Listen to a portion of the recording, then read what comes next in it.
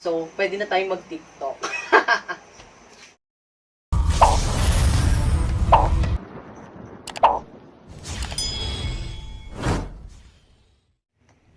What's up mga kaanyong? Welcome back to my channel, AnongSayoTv.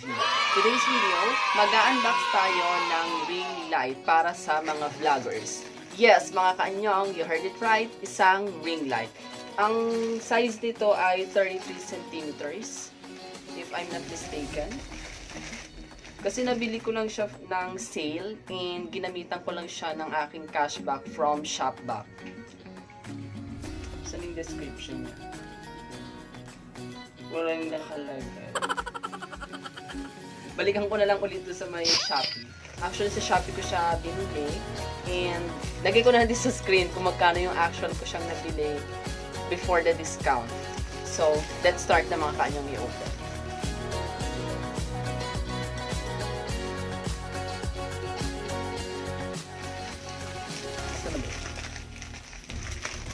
Actually, mga kaanyong, 2 days ago pa siya na-deliver. And since may pasok ako or may shift ako, hindi ko siya magawan agad ng unboxing or ng vlog. So, ngayon lang ako nagkaroon ng time para i-unbox siya. In fairness, ang ganda ng packaging. May bubble wrap yung plastic and may another bubble wrap sa loob. And yung bubble wrap bago ha, hindi siya yung puro alikabok. Normally, pag nabili ako yung bubble wrap na ginagamit ni seller, talagang matagal niya ng stock. Ito hindi oh. Bagong-bago. Saan pa kayo? Ang ganda ng bubble wrap niya, ha? Talagang bago. Kaya lang hindi siya yung maganda yung bubble wrap na madaling i-photo ko yung mga bubbles. Still, wala siyang alikabok. Yan. So, So, open na natin siya. Saan ba yung, saan siya i-open? Ano yung box niya? Ganito? Wala sa bundok?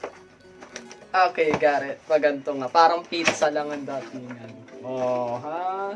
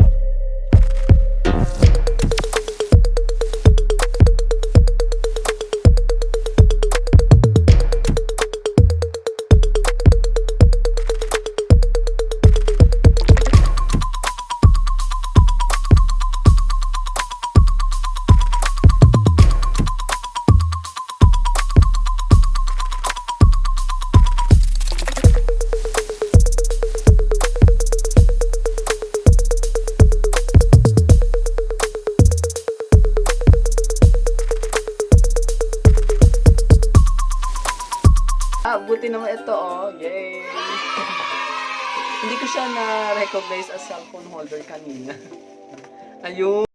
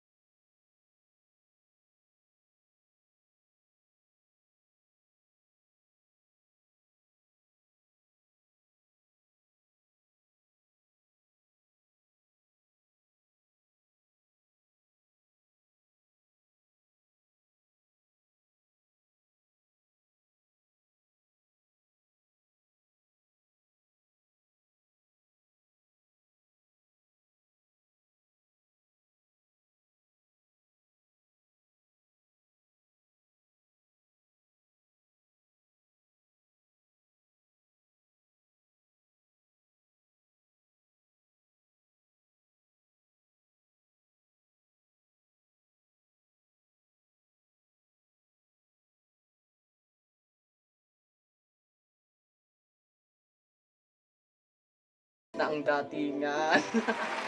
Kasi ano eh, 16 centimeters lang yung ginagamit ko talaga.